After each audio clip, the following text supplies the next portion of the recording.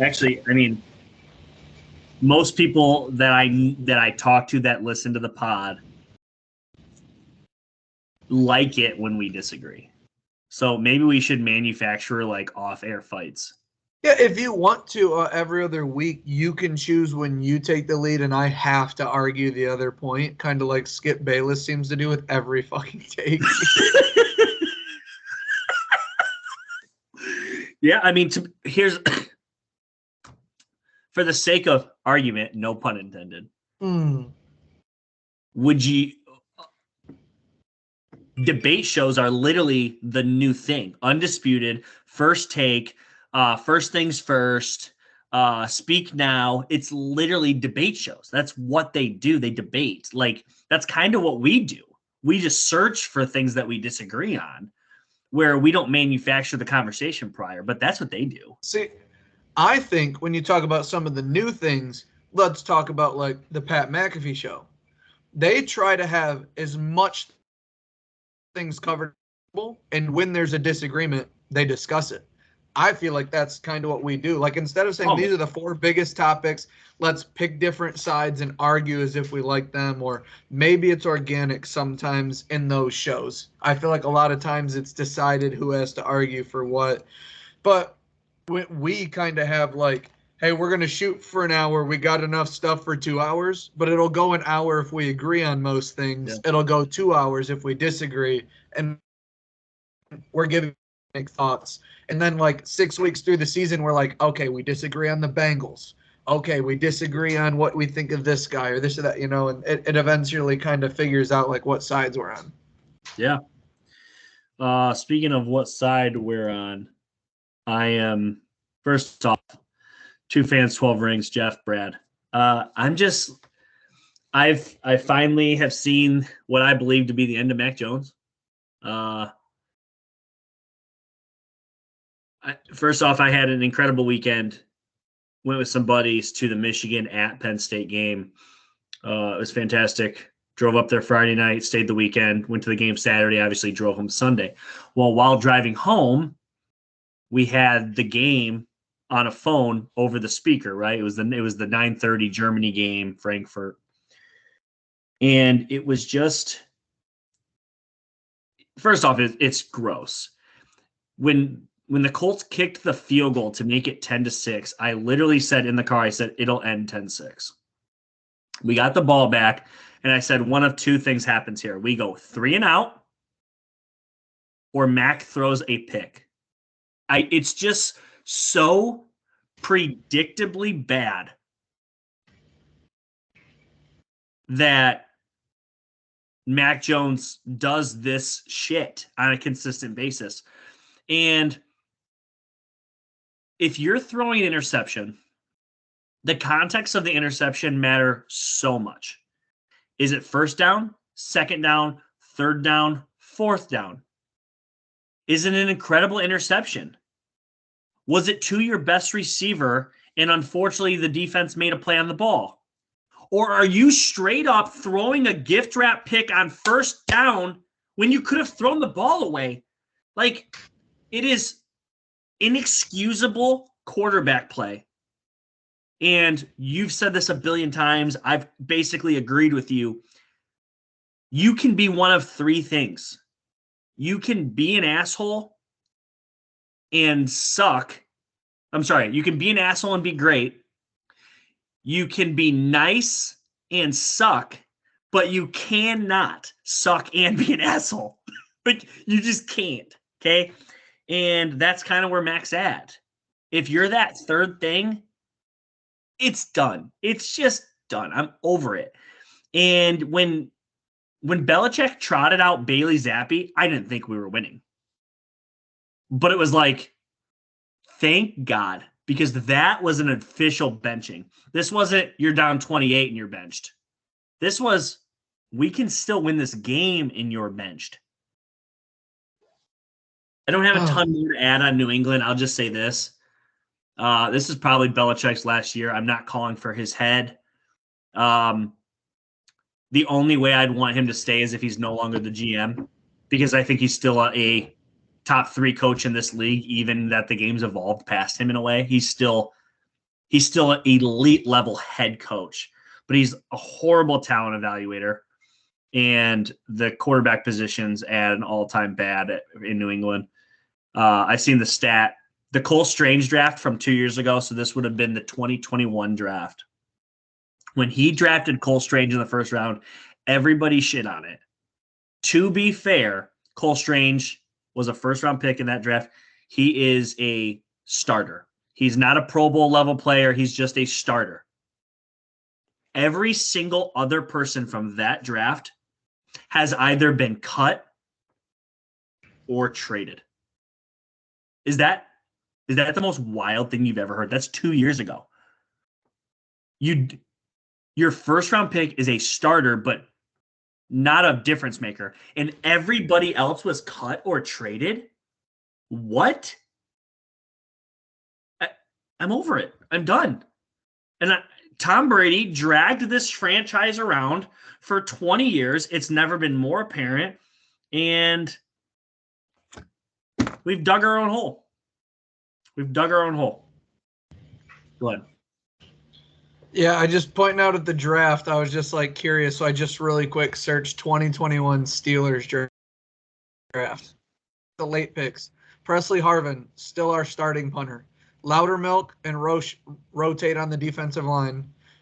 Dan Moore's our starting left tackle. Pat Freiermuth starting tight end. Najee Harris starting running back. Like, that was our 20. It's just crazy to think it's that fast. I like the benching for Bailey Zappi. I mean, what we've seen out of him, at least the boys look inspired when he's on the field, like something different. But I do think it's really unfair to him to throw him in on that drive with that kind of pressure. That's tough because, but I've heard rumblings that after the bye week, Mac Jones may be number 3 on the depth chart, and he's just on the roster until the end of the season. We'll see how that goes, but it looks like it's going to be Bailey Zappi going forward. I talked to a lot of people and said this Patriots team is going to win 6 games. Now, seeing Judon go down really hurt that defense way more than I thought it would, but that's what elite pass rushers, in today's game.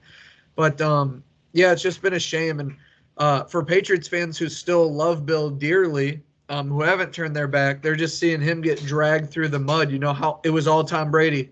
It was all look at him before and after. It was all Tom Brady when Bill Belichick is maybe the best defensive coordinator ever in the NFL and certainly a top 3 head coach accolades wise. I mean, but Tom Brady's Tom Brady. I think that's one thing Patriots fans can hang their hat on is like Tom Brady's GOAT discussion continues to escalate while he's retired.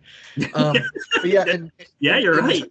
In terms of the Patriots right now, they are an awful watch. I bet on the Colts -1.5. If you would have told me before the game started they only scored 10 points, I would have said, I'll keep the 20 on it. Let's see what they can do. It's Mac Jones, and they ran really well on Colts, which I didn't think they could do. And turnovers, and there's like a couple memes, Bill Belichick, hand on his face when that happens, or gosh, the Robert Kraft where he's standing there and then his head just drops. Like, it is just sad times all around New England. And the thing is the whole division is like wide open. If they just had 4 wins, if they were 4-6 or something, they could still salvage something. But and that's the flip side of this.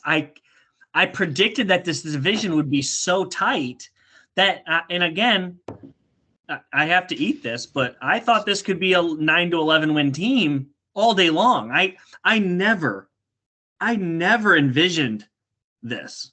It didn't feel possible to me. I didn't have as high as you, but I said their floor is 6 and their ceiling is 10, so I put them at 8 and 9. Yeah. If this was a team that was going to win 8 games,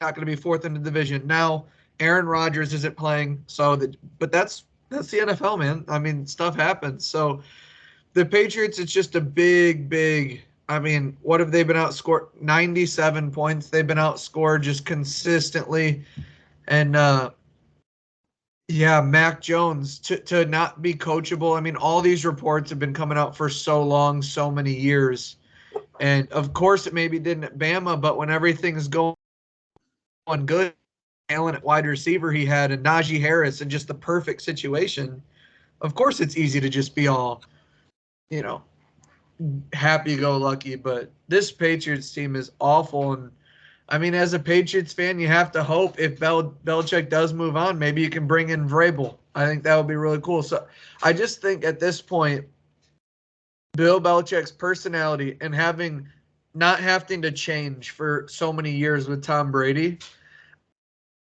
I think so far disconnected from the generation he's trying to coach and evaluate. I just think he's too far away from it. He's what, 72 years old? Something like that. I mean, Pete Carroll was in college for a little bit, comes back, rolls to a new quarterback, gets Matt Flynn, changes to Russell Wilson, does good, moves off him, brings Geno in. Like, Bill, like, kind of got Tom Brady and then was just like, my way works. This works. 20 years, and now it changes. And I just think he's connected from, like, the youth that he's trying to evaluate and coach. And I just think the whole team needs a reboot. I think Bill, Mac, I just think the whole thing needs to kind of be, like, aired out. And I don't know if you could rebuild with Bill. I'm not saying he's not capable of coaching that. I just think the sooner you get rid of Bill, the better you can say, look, he did what he did for us. Him and Brady did what they did. And then we just moved off both the on, the kind of uglier it gets for Bill. And I don't know. I know Patriots fans don't want to see what's going on with Bill right now, but the whole team's just not good. Yeah. Yeah, I mean, we could talk about the Patriots for a couple hours, but nobody wants to hear about them. They suck. Steelers, though. They continue to find ways to win. You've said this. They scratch, they claw. I mean, it doesn't always look pretty. They don't ask how, they ask how many. Take it away. Take whatever you got on the Steelers, man. Yeah, I mean, Mike Tomlin's a dog. You always say he takes like these teams that shouldn't be winning and gets them to wins. But the flip side of that is, why are they always bad enough that they shouldn't be getting wins? I get that that's a fair question. But yeah, Mike Tomlin influences the ref, takes away a turnover. I don't know if you're familiar with the play, but Kenny Pickett threw the ball backwards. Jay, it's kind of short. He couldn't reach it. It hops over. The Packers fall on it. They call it incomplete on the field. Tomlin's just talking to the refs. They review it, say it's inconclusive. It was not a backwards throw. And that's a huge play in the game. They would have had the ball in like our 14-yard line or something in our red zone, I'm pretty sure. So, Mike Tomlin think it was a backwards throw? Yeah. I don't know how it's not getting talked about a little bit more. I think it's because the Packers only have like 3 wins. Like if the Packers were in the Lions, it would have been all over. But I just think that Matt Canada coming down to the sideline has really changed a lot of things. I know that's like, Brad, how much can that matter? But Dan Orlovsky said something, and they asked Dan, they're like, if you were ever an offensive coordinator, would you do the booth or like on the field or upstairs? And he's like, well, it depends on who my quarterback coach is and if I trust him to have the on-field conversations with players and stuff. And I was like, I never even thought about that. Like, who does like the talking? Matt Canada's come down to the field and the players show emotion. It seemed like there was nothing going on with the offense, and now it seems like we at least have an identity. We're going to run it at you. We ran for 205 yards against the Green Bay Packers. Say what you want about Kenny Pickett. I don't think he's a great all-the-time quarterback, but in fourth quarter clutch moments, he's good. And out of 33 qualifying quarterbacks, he is number 1 in least amount of turnovers. He takes care of the football. I think part of his low statistics is that's what he's asked to do. Throw back shoulder fades, but make sure it's out of bounds or our receiver can get it. Throw the quick slant, but make sure it's only our guy or nothing. We are fine punting and putting our defense on the field, and we make you work for everything. Our defense is ranked like 30th in a lot of categories because we give up yards. But we keep just saying, if you have enough plays, TJ is going to get you. Highsmith is going to get you. Hayward's going to get you. Patrick Peters, like that. We just have so many savvy vets. And although early in the year, I agreed with Jason Garrett with this. I kind of felt like it was smoke and mirrors. Like, what are we doing? But we're finding a way to win.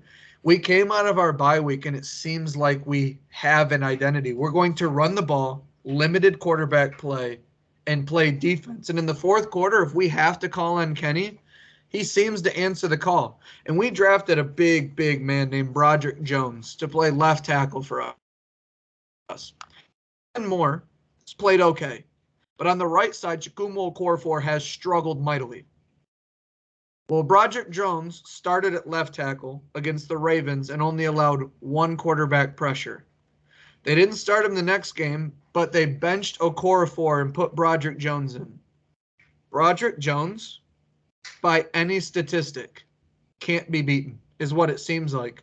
The reports out of camp were that TJ was having a lot of problems with them because of his size. I'm not saying he's Trent Williams or anything, nothing like that. But what's happened is they've put him at right tackle. And he's been so good over there that we can bring help to our left side and kind of put him on islands at time. And our offensive line, the push we're getting, the holes we're getting, the running game that we're getting has improved tremendously. So our first-round draft pick has hit. He's played really well, and by a lot of metrics, he's very elite at the tackle position. Najee's hitting holes hard. Warren is getting the same amount of touches as him now. It's a true 50-50, and Warren's a shot out of a cannon. We'd like to get Pickens' emotions under control. He's a little bit of a social media diva, but let's just say Mike Tomlin has some experience handling these kinds of players. So I'm going to wait on Mike Tomlin. The defense gets Hayward back. We've been stifling. Our losses are to the Jags, 49ers, and Texans. And we've seen what those quarterbacks / teams can do. So if you're not, dare I say, elite or great at the position or just have a dominant roster that's better than ours, you're in for all you can handle. You can beat us, but it's not going to be easy or fun. I mean, the Steelers on third downs, red zone, in crucial situations, they are so solid. And you got to love it. Patrick Peterson tip ball pick.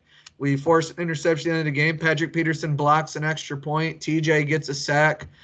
All that combined with a good running game, and there you are, down 4 at the end of the game.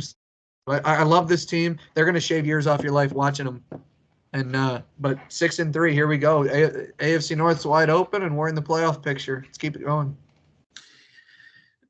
Yeah, I mean, this is they're still more than trending to where I had them. And I'm at 10-7, and they continue to win. It never looks pretty. And I was talking to Dave Hazelton about this. Shout out Hazelton. I know he's going to listen. I just don't know.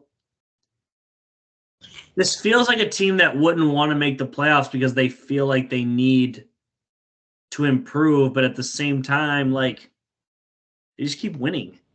Give us a chance. It's also an organization that has drafted very well in the back half of drafts because they've been doing it literally their entire existence. So, yeah, I don't know. I think this is also. I didn't mean to interrupt you too much. But it was good. Getting Deontay Johnson back to complement what George Pickens does has really helped. And I hope Pickett's ribs get better because since the ribs, he's missed some slants and stuff that he normally makes. I think that's what it is. But I still believe in Pickett. Whatever anyone else says, I still believe in him. But this year, we're like 24th in the league in throws to the tight end. Last year, I believe we were 3rd. Patrick Freiermuth is still on IR, but they've opened the 21 practice days for him to return, and he practiced today, coming back from the hamstring. If we get Freiermuth back, what that does for our passing game, having Deontay Johnson, George Pickens, and Pat Freiermuth, that's Kenny's favorite target. Whatever you want to say about the receivers, yards of separation, the spectacular ability, throwing to Pat Freiermuth. So to get him back and have that security blanket would be huge. But I just think this team needs to do a little bit more on offense. But Canada coming down to the field, the offense has looked much better the last 2 weeks. They're far from elite. They're not even great, dare I say even good. but they are no longer awful. They are progressing on offense. Middle of the season, but I mean, we're 6-3 and progressing. I like where it sounds. I like how that sounds. So Browns Ravens matchup this past weekend. Browns took them down to the wire. They win the game on a walk-off field goal. Bengals play a tough game with the surging Texans, and they lose. So Ravens, Bengals lose, Browns win. That's who you play this weekend. I don't want a prediction on the game. We'll get that later. But state of the AFC, the Ravens still feel like they're still a threat. Bengals still feel like they're a threat. But the Browns just continue to kind of win. They're a little stingy. Looking for your opinions on the entire state of the AFC North. As it sits right now, I have it in front of me. So the Bengals are fourth at 5-4 and would miss the playoffs. They are the first team out, but they would still miss the playoffs if it started today. Third place at 6-3 is the Browns. They're 2-2 in division. Okay. Second place is the Steelers at 6-3. They're 2-0 in division. And then at first place, it's still the Ravens. They're 7-3, 2-2 in division. They have another big one on Thursday night. Bengals haven't won a single division game yet. Opinions on the AFC North? Take it away. I think it's interesting that in a division with Lamar Jackson and Joe Burrow, you can make an argument that the best two players are on defense with Myles Garrett and TJ Watt. I think that the Ravens, Steelers, and Browns, even yes, they're all winning with defense. I think that's vintage AFC North ball. The Bengals do it a little differently. Joe Burrow tossing that pigskin around. But they definitely have the weakest defense, especially after Hendricks goes down. Their front seven's pretty banged up. But the AFC North, they're all just good. There's not a bad team in the division. I mean, they're all still over 500. The order of teams looks a little different than people thought, with the Bengals being down at the bottom. Have they missed their window because they have a tough schedule coming up? I don't know. The Ravens and the Bengals, it seems like maybe we overcrown their quarterbacks a little bit, considering how much they turn the ball over. Not saying they're not both top 6 quarterbacks, even top 3. They all have a case for all of it. But I just think that, like, I don't even know. Is there any team in the league that wants to play the AFC North? Like, nobody wants to draw that division. I just think not all 4 teams are going to make the playoffs. Let's get that off the table. I just don't think it's mathematically possible, but like real quick. There is a total of 13 losses in the division. Yeah. 6 of them are by each other. Right. They're cannibalizing each other. It's the same thing with this. It's the same thing with the Steelers. They're 6-3, but we still have divisional games left. We haven't even played the Bengals yet. Yeah. So nobody wants to play the Steelers or the AFC North. Yeah, hell no, they don't. Yeah, it was the same thing last week, and I can do it this week. So do a little thing that I saw online here. The Steelers, the AFC North, the entire division has 13 losses. Yeah. The NFC, the worst 2 teams, Commanders combined, 14 losses. The NFC West, the worst 2 teams, Rams, Cardinals, 14 combined losses. The NFC North, worst 2 teams, Packers, Bears, 13 combined losses. And the NFC South, Falcons, Panthers, 14 combined losses. The entire AFC North has the same amount of losses as the bottom 2 teams in every NFC division. That's insane. That's insane for a division. So, like, you look at the Seahawks, we'll talk about them maybe a little bit later, but they're 6-3.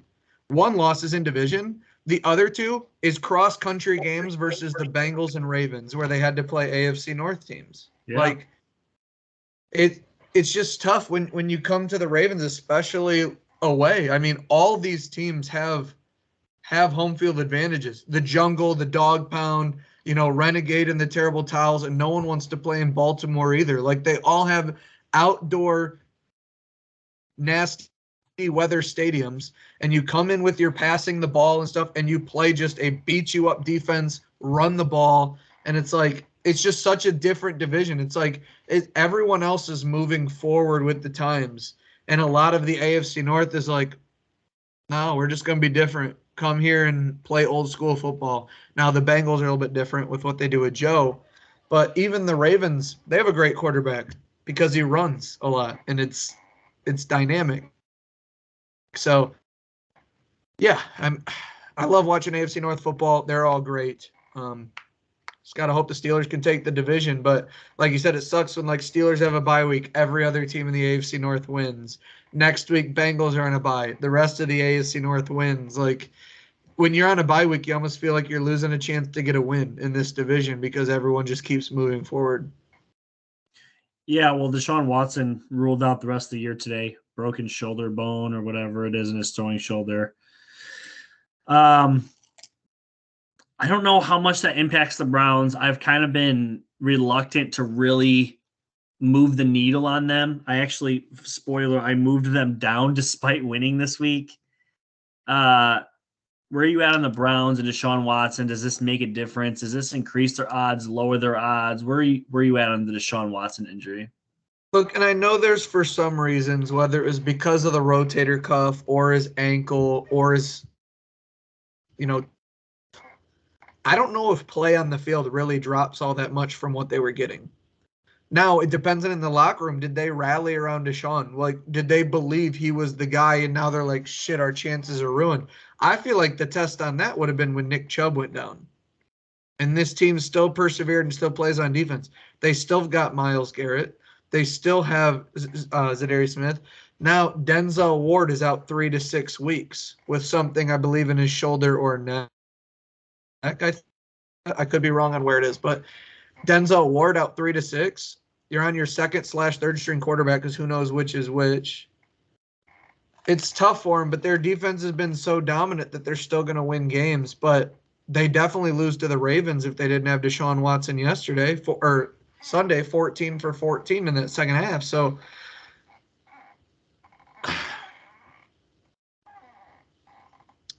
I'm not out on the Browns yet, but if they lose to this weekend, I think I am out on the Browns because I just think losing Deshaun, if they lose the next game after losing Deshaun and the quarterback plays like horrendous, like if it is Dorian Thompson-Robinson, and whether it's fumbles or picks, he has 2 to 3 turnovers, and the Browns lose a one-possession game at home to Pittsburgh.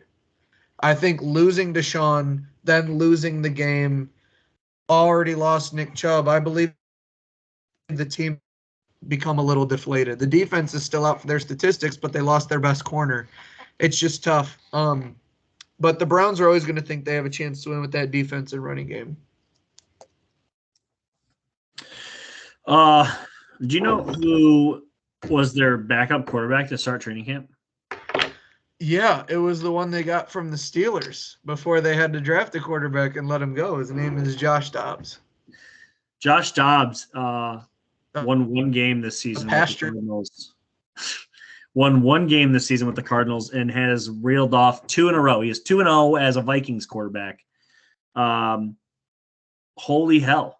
One of the stories of the league this year is just Josh Dobbs and his ability to ball and make plays and kind of just like be the intelligent scholar he is and play the quarterback position at the level that it needs to be played at on a Sunday. So Vikings currently have the longest win streak in the league. I know it's a team at one point you were dead on. You've come around on them. You said it last week. You like what they're doing, and you've got to love what Dobbs looks like. Opinions on the Vikings?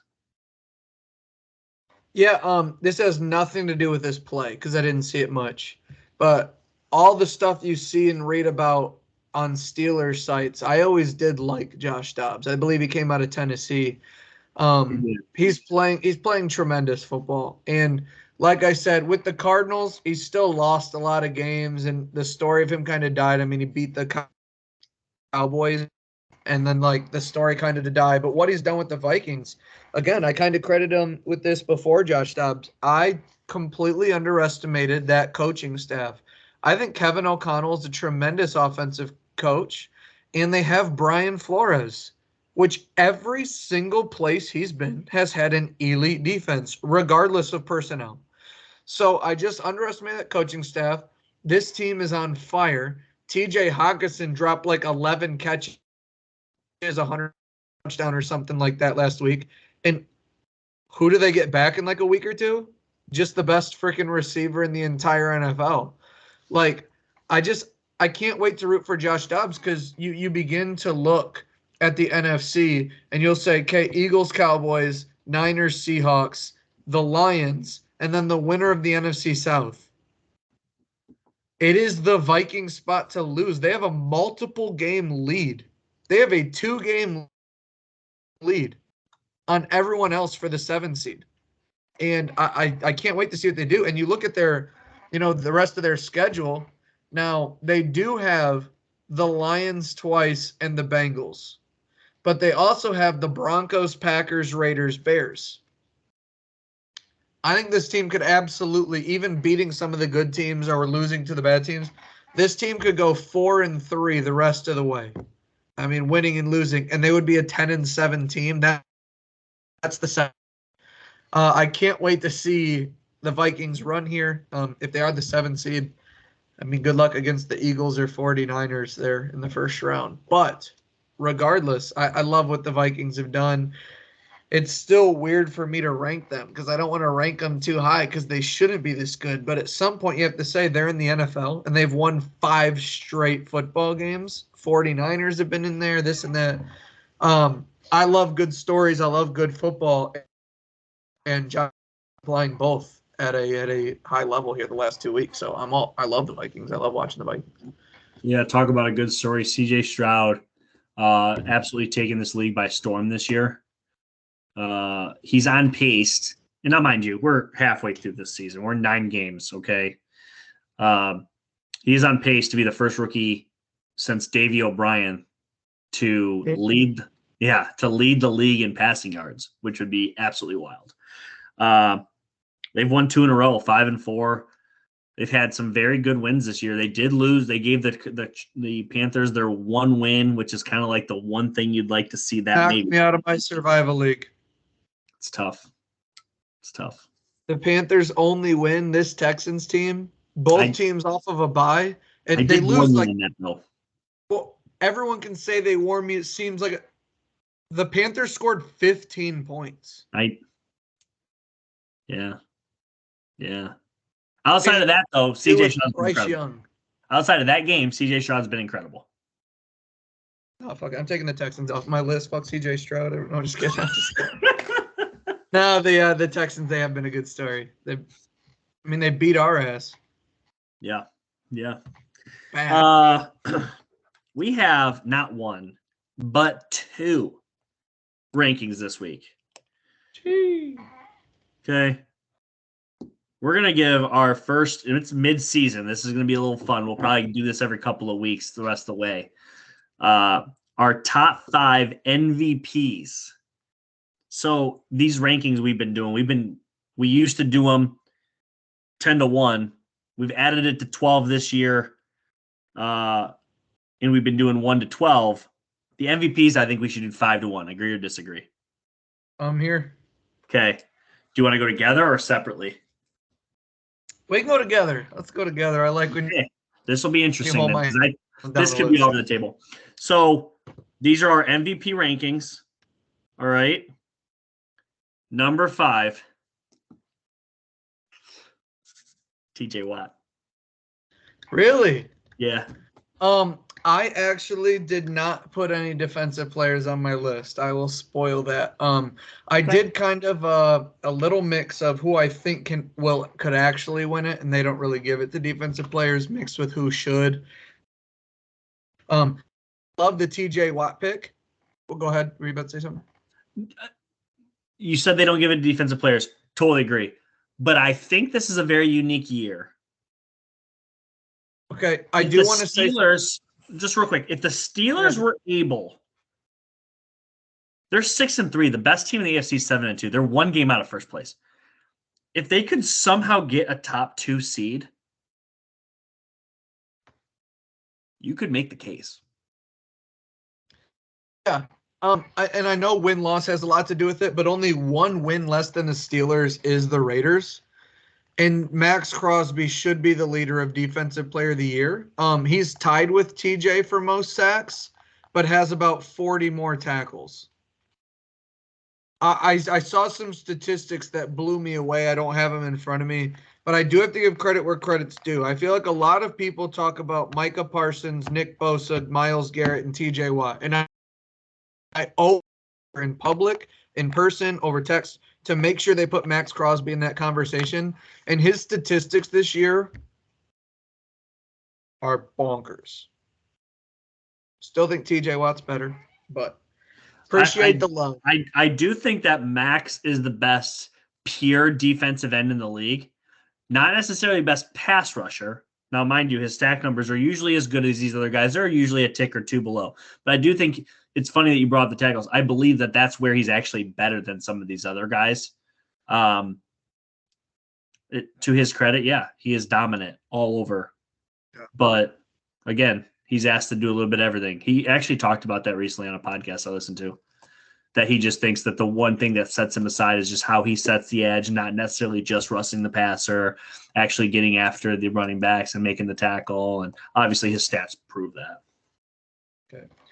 At number 5, I have Tagovailoa.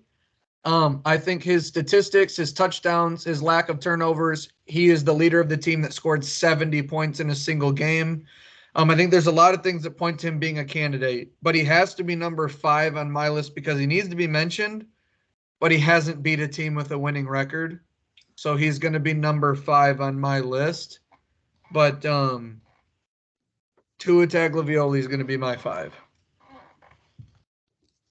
Interesting. Okay. Number 4 for me, kind of going out of the realm again. You know, I've given a defensive end. It's been a couple years. CMC of the 49ers, I have at 4. It does seem like the way that this team is going to win and operate, he will be the catalyst. He's got over 700 yards rushing, best in the league, and he has 9 rushing touchdowns, which isn't best, but it's up there. It's like top 2 or 3.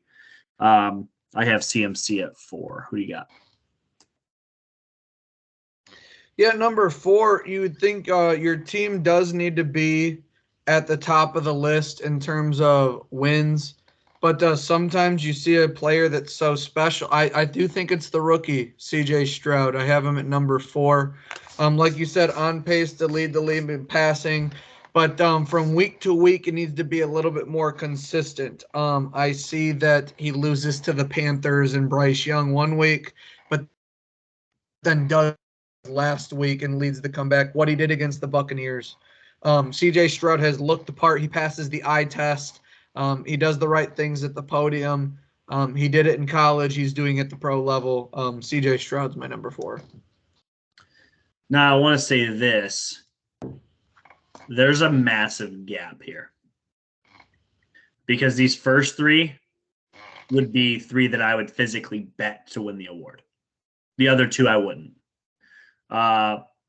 And I could almost see them interchangeable, and I'm interested to see kind of where you have them. Number 3, Lamar Jackson. When he's been at his best, he's been incredible. He's had a couple of down games, but it seems like everybody has this year, which is why this award's kind of up in the air. But I have Lamar at 3. At number 3, I have a position player, Tyreek Hill. Of yards he has through the passing game. I mean, he's got like 1,100 yards through 9 games. I think he leads all wide receivers in touchdowns. The explosiveness, what he's done. Again, I have 2 Dolphins, but what Tua and Hill have done from a statistical standpoint has been nothing short of absurd. If I had to go back, I may swap out Tua for somebody, but you guys don't know this. It was kind of sprung on. I mean, I threw it. But no, I do believe that Tyreek Hill and Tua both need to be spoken about. I have them at 5 and 3.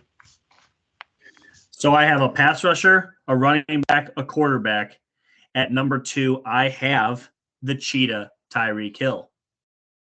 For every reason you just said. And while this is usually a quarterback award, it's been that way for a long time. It's been a running back too, but mostly either of those two. I do think this is a unique opportunity because Tyreek is pacing for 2,000 yards. He'll have a bazillion touchdowns too. And the Dolphins, obviously, they're fourth right now, but they're one game out of first place. Unfortunately, they lost to the Chiefs, so they held the tiebreaker. But a number one seed Dolphins team with Tyreek leading the league in yards and breaking the record, that's an MVP candidate. I have him there at 2. So that was your number 2. Yep. Number a guy that fell just short of 17. But when you talk about what Christian McCaffrey has done, catching the ball, running the ball, a touchdown in 16 straight games, and I know that dates back to last year. But you talk about a guy that almost had to play quarterback in the NFC Championship game. But Christian McCaffrey could finish this year leading the league in touchdowns, potentially leading the league in rushing yards as well, and having over 2,200 all-purpose yards. If Christian McCaffrey stays healthy, he could have over 1,000 rushing, 1,000 receiving, and 25-plus touchdowns. I just think those numbers are absolutely absurd for a team that very well may end up as the 1 seed in the NFC. Could. So far, we agree CMC and Tyreek in the discussion. I considered CJ Stroud, to be fair. Okay. I didn't consider Tua. Not for a minute. We disagree on Tua, kind of, but that's fine. And then number 1. I just think part of Tyreek Hill has to be Tua. Like, I feel like his numbers are just absurd, but the winning does hurt him. Yeah. I think Hill would win it before Tua. You know, it's funny that we're about to agree on number 1. I have no doubt in my mind that we do. But it's weird because every time people keep bringing up MVP conversations on TV, this player isn't even being really mentioned as the lead forefront, odds-on favorite. But it's 100% his hardware to lose. And in a very weird year, he's by far the best candidate. I know you have Jalen Hurts because I do too. It's Jalen Hurts by a mile. And I see people say man, what Mike Tomlin's doing with this team, or man, DeMeco Ryans is a rookie. He's gonna. Nick Sirianni's the coach of the year too. I think, and he was my preseason prediction. But you lose your OC and DC, and people are like, "Yeah, but the Eagles, they've lost the turnover margin in their last 5 games. They're 4-1. Who cares? Yeah, they're the only team that has a play that says, "Hey, this is what we're doing. Stop me."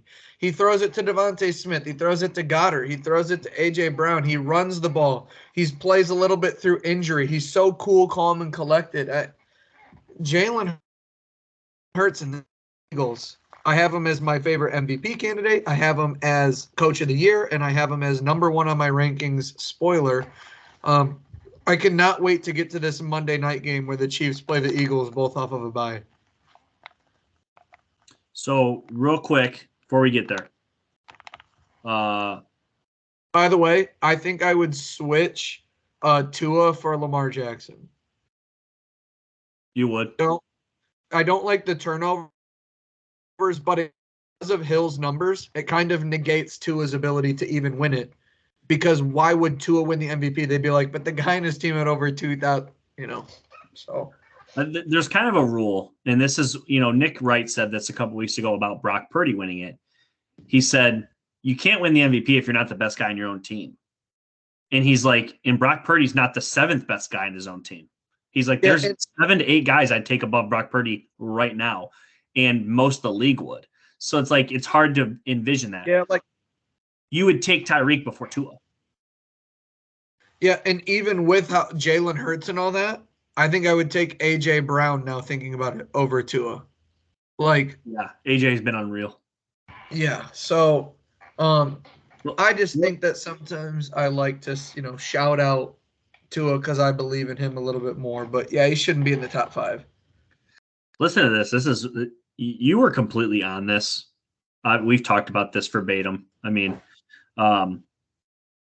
Year one, Jalen Hurts played 4 games. He was 1-3. Who cares about the record, though? 6 touchdowns, 4 picks, 1,000 yards in 4 games. So 250 yards, just over a touchdown a game, 1 pick a game. Year two, he's 8-7, 61%, 3,100 yards, 16 touchdowns, 9 picks. Still trying to find himself. And mind you, I'm not even giving the rushing numbers, which are staggering, but we'll get there. Last year, in what was a runaway season of them being the number 1 seed, and obviously you kind of predicted this breakout season. He's 14-1. He increases his completion percentage by 5 points, which is huge, 61 to 66%. From 3,100 yards to 3,700 yards, from 16 touchdowns to 22. From 9 picks to 6. Okay. This year, he's 8-1. He's increased his completion percentage again to just under 69%. He's already at 2,300 yards. So he's pacing for over 4,000, over 4,500, really. He's already got 15 touchdowns. He's pacing for over 30 touchdowns passing. We're just talking passing numbers. We're not even getting into the rushing. And he's got 8 picks. He's had to kind of be more, he's had to throw the ball more. I mean, truthfully, that's really what it comes down to. And yeah, I just think that this is he's the head and shoulders favorite. I mean, when you're talking rushing yards, he's got another 7 touchdowns this year to go along with the 22 passing. He's already pacing to break last year's numbers. He's getting better. And everybody on ESPN and Fox Sports and anybody that's got a voice is telling me that he's injured. I haven't seen it. Like, I get him limping, but I have not seen it in his play. No. Nothing about his play tells me, oh, he's hurt. Jalen Hurts has only had one bad game in his last 2 years, and it was against the Jets when they lost this year. Yeah. And I know the Jets made Josh Allen, Patrick Mahomes, Jalen Hurts. Every quarterback they've played. Justin Herbert. Literally everybody they've played, they've made look mediocre. Yeah, and I mean, Jalen Hurts had one bad play in the Super Bowl with the fumble. Yeah. So well outside of that. I don't think anyone thinks, Jalen Hurts, if he didn't fumble that ball, that's why some people don't even remember that he fumbled in that game. They think about that tug at the very end. You know what I mean? So. All right, there's your MVP rankings. We agreed on one. I knew we would. Everybody else was kind of slated in there. I did have a 6 with a slash, Miles/Pat. But you didn't even see either of those guys too, so I don't feel bad that I didn't have my top 5. I erasing because I realized I forgot Tyreek Hill. And I already did my number 5, and I erased Patrick Mahomes. Okay. And the only reason I did is I was like, yeah, they're so great, but like, I believe they're second worst in the NFL in second half scoring. That kind of has to fall on your quarterback a little bit, but we all know who Pat is. Just because he's not the MVP this year, he's still the best quarterback in the league. Yeah, down 7 in the fourth quarter, you're terrified when he's got the ball. All right, up 7. If he's up, it's just. Yeah. If he's up 7, you don't want him to have the ball. It don't matter. Yeah. Let's go rankings together here. You ready? No. I'm ready for 1 through 9. All right. Number 1. Who you got? I got the Bills. I have the Bears. They looked. I loved how they took care of the Panthers. You got the Eagles, right? Yeah. Same. Okay. Hang on. I like to write yours too, just so I can. Brad's got the Eagles at 1. Okay. Number 2. They were on a bye. Everybody else lost, so I feel like they have to be here as KC. Kansas City Chiefs. They didn't move for me at all. They were already at 2 for me last week. My 1 and 2 didn't move. They both had a bye, and they both play each other Monday. If it's a 1-score game, I doubt either of them move again because they're playing each other. Dude, this is gonna be fun. That's all I gotta say. Sucks that Dallas Goedert's out, but if somebody was going to miss, sure. I'm also disappointed it's a Monday night game. I'm getting old. That's really where it's at. I wish this was a 4:25 on Sunday. Get the whole world watching. This would be an absolute banger. 3. Niners are back. You got the Niners at 3. Trent Williams and Debo are back, and when they have their full roster, they showed it on Sunday what it's about. Yeah, they're sick. Their quarterback's not having a concussion. They're the best lineman in the league's back, and the Swiss Army knife Debo's back. Forget about it. So last week we got into a bit of an argument over a team that I was super high on. You were kind of lower on. I have a feeling I know you're 4. It's the Lions. Absolutely. I have the Cowboys at 4. Really? Yeah, I just come to realize that this team, they're still really good. And they went toe-to-toe with the Eagles, and 2 minor things didn't go their way. I'm not going to jump on the refs back on this. They just didn't go your way. Dak steps out of bounds, and Luke Schoonmaker was 4.5 inches outside of the end zone when the ball came to him. It's just, those are weird things. Otherwise, they'd have beat the Eagles. I really like this Cowboys team. I love them a lot. And I don't want to come off as a hater for the Lions. I have them at 5. Who do you have at 5? Okay. I have the Ravens. I didn't drop them too far. I still think the Ravens are great. I sometimes I look at losses in division a little differently. It was a terrible fourth quarter loss, but I was just looking at my teams at 5, 6, and 7, and I just tried to think who would I take to win that game if they played today.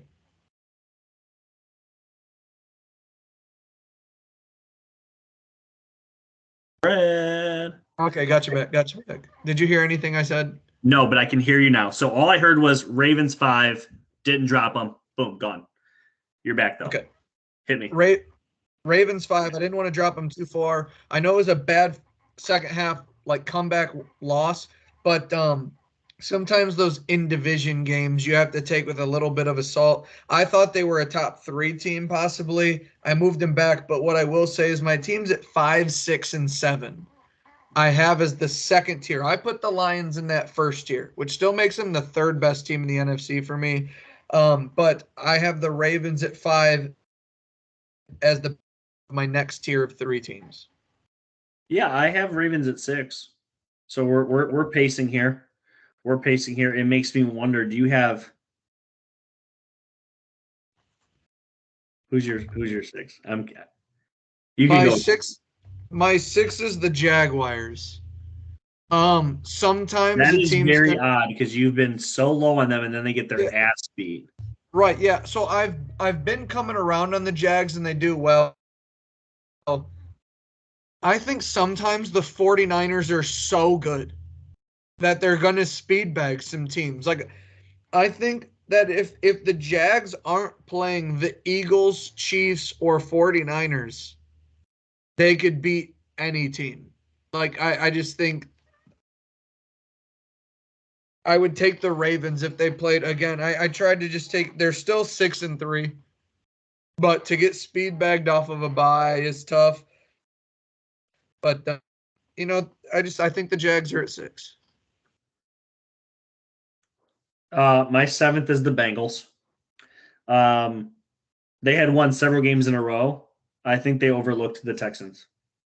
I don't think too many people are going to overlook the Texans anymore. I think it's going to be harder for them to get wins too the rest of the year. But Joe Burrow has still looked good. He threw a couple of picks in this game, but he wins the game if Tyler Boyd catches the touchdown probably. So I'm not going to destroy the Bengals on this. I thought Jamar Chase beat up, almost didn't play, had a great game. T. Higgins didn't play, and then Tyler Boyd drops a touchdown. I got Bengals here at 7. I understand if you probably have them lower. At 7, I have the Cowboys. Okay, yeah.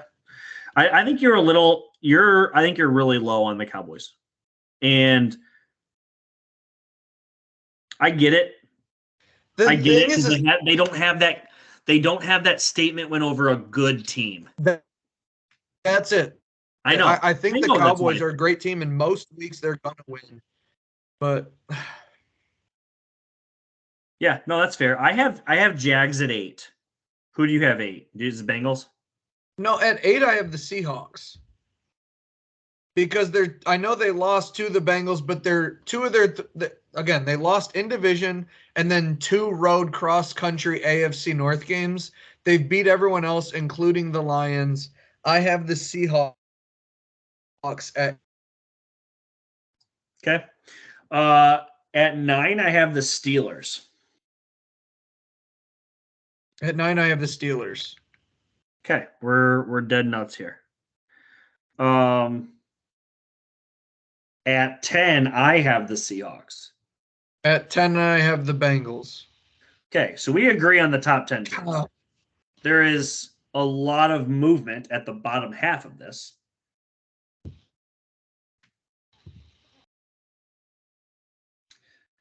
Here's where it gets dicey. I would, honest to God, accept any of these 3 teams in the next 2 spots. For me, because they've won without them, I have the Browns at 11. I have the Dolphins. Wow, I've made a catastrophic mistake. Somehow I left the Dolphins off this list completely. Wow. I did not mean that, because they honestly deserve to be higher. I would even put them. Wow. I'd probably even put them over the Jags. I have the Jags at 8. So that's kind of that. I don't even have the Dolphins on here. That's my bad. I overlooked them. That would drop my 12th team out, because I have a slash on my 12. Yeah, I guess I screwed the Dolphins out of this. But regardless, I have Browns at 11. You have Dolphins at 11. Yeah, and the thing is with the Dolphins, I hate it because there's a lot of good teams, and I'm so much higher on the Dolphins, and I think they're better than 11. Yeah. But I look at I know every team is lost, but I look at some of the good wins for these teams. And the Dolphins have 0 wins against a team with the winning record, and teams have played 9 or 10 games now. Like, if they beat one team with a winning record, I will probably get them up to 7 or 6. I think they're that good. And getting Jalen Ramsey back, now they're coming off the bye week. But like, you look at the Dolphins, are you ready? Can I give you the Dolphins' next 5 games after their bye? I'm intrigued by them. Hit me. They're 6-3. Raiders, you tell me win or loss. That's a Raiders. Win. That's a win. Jets. They're better than the Jets, but it's tough because the Jets defense is so good. But I would give them a win there. Okay. Let's just do this. That one is at the Jets Black Friday.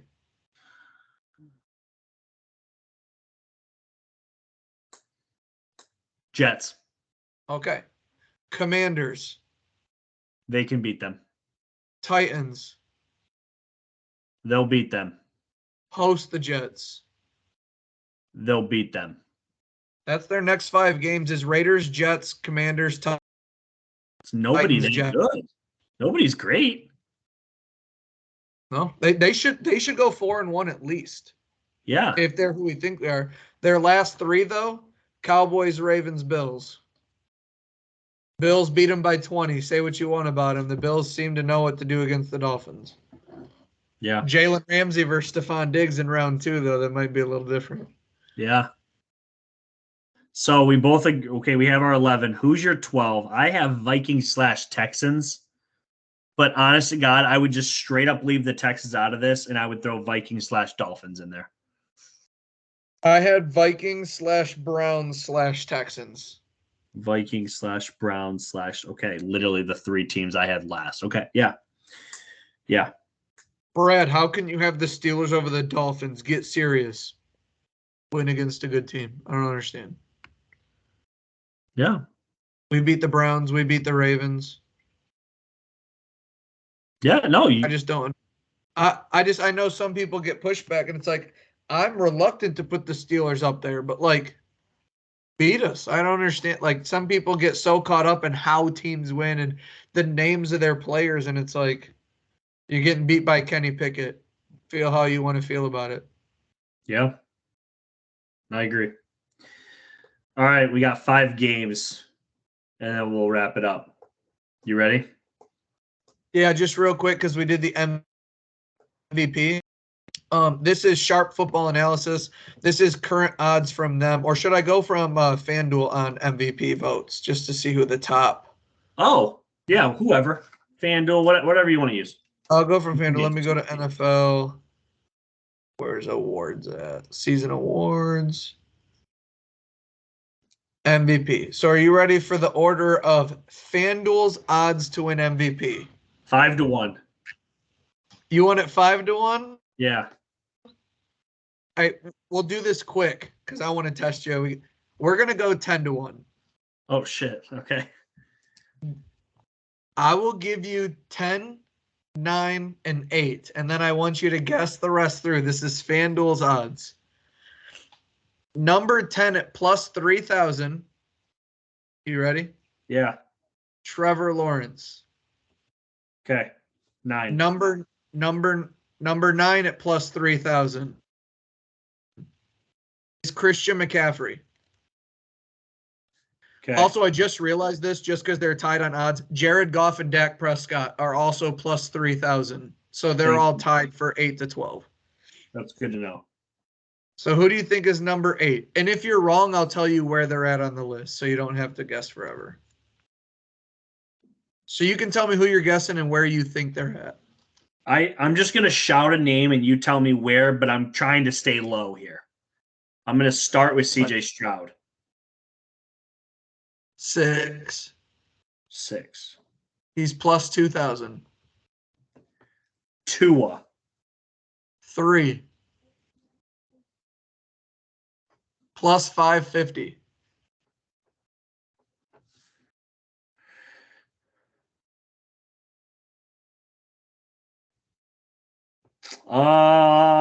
Shoot. Let's go.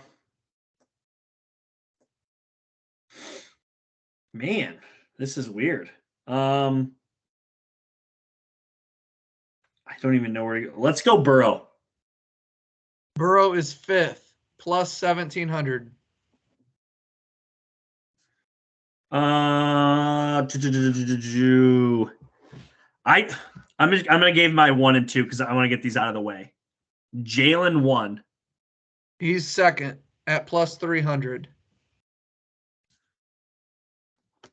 Don't tell me Mahomes is 1. Plus 270, number 1. That's wild. Okay, this is gonna make it easier because I honestly thought he would be lower. Is Tyreek 4? Tyreek is 13th, plus 5,000. Plus 5,000. Okay, interesting. So he's not even on the list. Let's go. So AJ Brown would be behind him, so he's not on the list. Lamar's 4. Lamar's 4, plus 550. Same as Tua, so I guess you could tie them at 3 or /4. Okay. 7, 8. 7 and 8. You're not going to get them. I'm not. If that makes it easier. Is Josh Dobbs one of them? You said I'm not going to get it. I don't care. That's all. Okay. Is Geno Smith on there? He's like 16th. Okay. So who's 7 and 8? Number 7 at plus 2,500 is Brock Purdy. I should have guessed that. And number 9 at plus 2,800 is the cover athlete himself, Josh Allen. Boy. Okay. Well, yeah, I wouldn't guess on those. By the way, I don't see Max Crosby, but at the bottom where like a bunch of guys are plus 20,000, TJ Watt, Micah Parsons, and Myles Garrett are all right next to each other. Okay. At the bottom, they got people like Kelsey, Amon-Ra St. Brown, and Jamar Chase, but yeah. Let's do some games here. Thursday night football first. AFC North matchup. There's 2 massive AFC North games this weekend. So you're going to be glued to both, I'm sure. Bengals at Ravens tomorrow night. Ravens favored by 3.5. Is that what you have? Yep. Okay. The half does it for me. I like the Bengals plus the points. I don't know who wins this game. I think both teams need this W really bad. They need to beat each other. They need divisional wins. Bengals need it more. They have had the Ravens number over the last couple of years. I think I would pick the Bengals straight out as well, but I do like them plus the points. Yeah, the Ravens defense is holding the opposing team's quarterback to the worst QBR in the league. They have the lowest QBR against them in the league. They're forcing that. I think that's tremendous. The Bengals defensive front seven is banged up. They both need this game equally. The Ravens have a chance to really put the Bengals. The Bengals need this to get into the mix definitively. But it's at Baltimore, and 3.5 is interesting with the half. I will say I have the Ravens straight up. Give me the 3.5, 24-20 Ravens win. Okay. Steelers at Browns. Browns for now are -1. This is a hammer Steelers money line. So I love them plus the points, but this is a hammer Steelers money line. They beat the Browns earlier this year because of poor quarterback play. That's not going to change. I think this line shifts eventually to -1.5 Steelers probably. Where are you at? It's at the Browns. That's interesting. The Steelers are coming off 3 straight home games, so it's a little different. Very, very, I think the Steelers have a better quarterback in this game, personally. The O-line's been playing great. The defenses are going to be here. Last time they played, the Steelers put up 14 points. That was the difference in the entire game, but they had Deshaun Watson. That was the game. Remember, this is revenge spot for Nick Chubb. It's where he broke his leg early in the season. Who knows where this game could go? But watch out, Steelers. 3-0 in division. They sweep the Browns this year. You're not going to take +1.5. You're going to take money line here if you're going to take the Steelers. So +100 even on the money line. Steelers win the game. Low scoring. Let's go 16-13. Steelers win. In your DraftKings lineups, go ahead and grab the kickers from these teams if you can, because I think that's going to be the case. Okay, these next 2 matchups are just fun matchups we decided to pick out of our 5 games this week. Kyler Murray returned last week, got a big dub. Cardinals at the Texans with CJ Stroud. Texans -5. What a weird line. I have 4.5. Go ahead. You have what? I have 4.5 is all I was saying. FanDuel has 4.5. Okay. Yeah, I just think that the line here is weird regardless, even 4.5. Kyler Murray trying to win all of a sudden. Not all of a sudden. I mean, it's his first game. He wants to win. He doesn't want Caleb Williams drafted there. I think he wants Marvin Harrison Jr., obviously. Yeah, I think Cardinals plus the points feels like the play. Texans coming off an emotional win last week. I think they can still win. Give me Cards plus the points. Okay, I think Kyler Murray plays much better on the same weekend Call of Duty comes out. I think those aren't coincidence on why he played last weekend. He was phenomenal, but this Texans defense is it's a better test. Derek Stingley coming back. This team has momentum. Although the Cardinals were able to get it done they played the Falcons, correct? The Texans? No, the Cardinals. Cardinals played the Falcons, yes. Yep. So they're going from Taylor Heineke, who got benched for Desmond Ridder, to CJ Stroud. Most quarterbacks have picked apart this defense emphatically. Kyler Murray's still knocking some rust off. I look for some turnovers. I like the Texans by 7-10 in a relatively lower scoring game. Give me 24-14 Texans win. I like them to cover as well. I'd like to give these stats out too, since I forgot that I have them here in front of me. The Bengals Ravens, 58% of the bets are, or 58% of the bets on the spread are on the Bengals. 53% of the money are on the Bengals. So they're the side by the public, definitely. And then the Browns Steelers. 51 bets on Cleveland, 57% of the money on Cleveland at home. So do what you want with that. Remember, Mike Tomlin is an underdog. They just, and this isn't a shot at your boy. They just might love this Browns defense so much over Kenny Pickett. Yeah, and that's true. That's fair. Yeah. I like the Steelers defense over Dorian Thompson-Robinson too. So do I. Zach, I'm just saying. So this game it's a neutral game. You're basically saying which team's at home. I'll get it. And for the Texans and Cardinals, 51% of the money on Texans, so dead even, but 61% of the bets are on Houston. So they're the public side. Everyone seems to like Houston. Jeff is contrary to that. We can move into the fourth matchup. Vikings, red hot, longest win streak in the league, at the Broncos, who are coming off beating Patrick Mahomes and Josh Allen. Broncos favored by 2.5. Is that what you have? Tell me why Josh Dobbs is the side here. This Broncos defense is starting to play as advertised in the preseason, and God damn it, Russell Wilson's making smart choices. He doesn't turn the ball over, doesn't give you free stuff. Josh Dobbs sitting on the sideline. Patrick Surtain on Jordan Addison. Love that for the Broncos. Broncos minus 2.5 at home. I like the Broncos in Denver. Colorado's not an easy place to play going up there. It's an out-of-conference road spot. Those are always difficult to win. I think the story still goes on, but takes a step backwards as the Denver Broncos maybe have a more veteran coach and quarterback and edge out the Vikings in two teams that really don't have the rosters to be playing like they should the last 2 weeks. I like the Broncos. You tell me why Josh Dobbs is the side. He's not the side. Oh, 2 weeks ago when he exploded on, who did he explode on? On the Falcons, he actually had 3 fumbles in that game. He has been turning the ball over.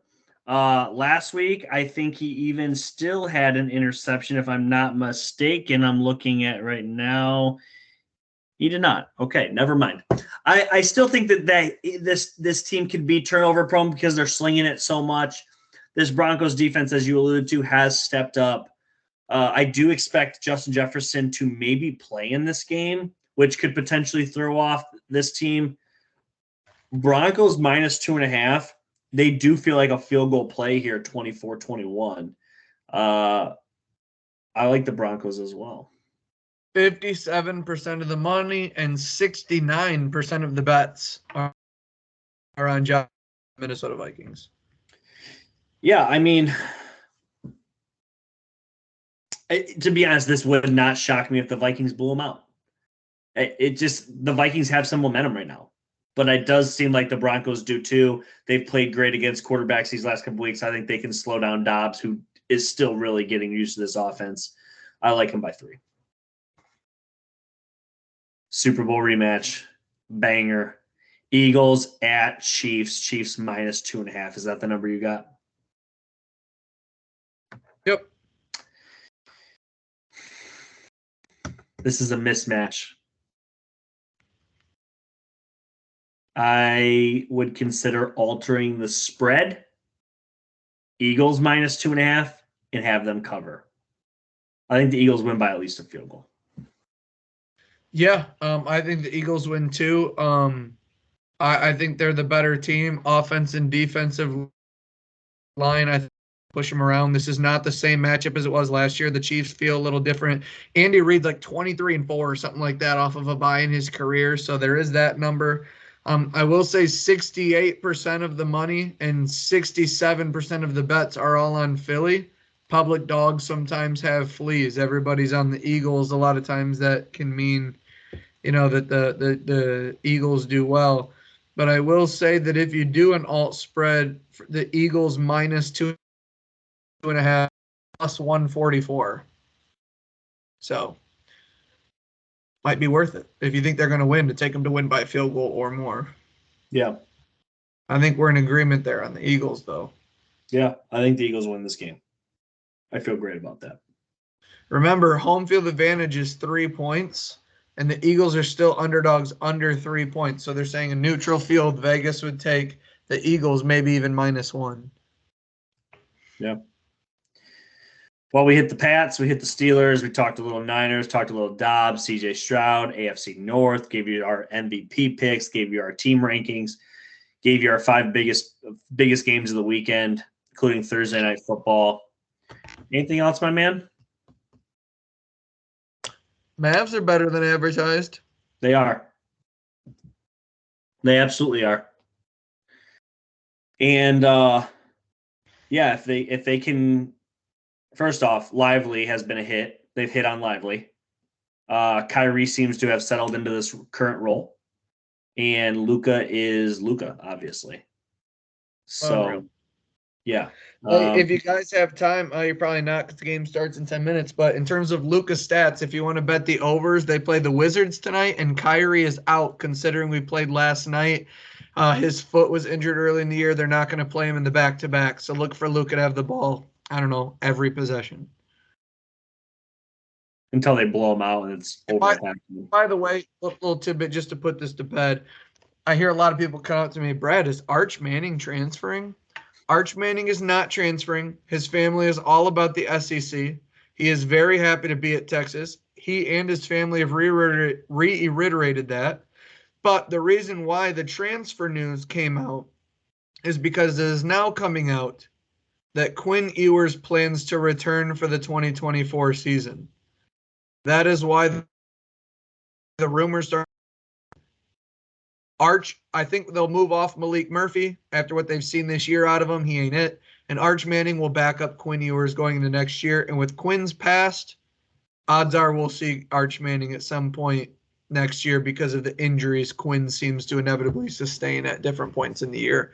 But Arch will be at Texas. Everybody chill out. Interesting.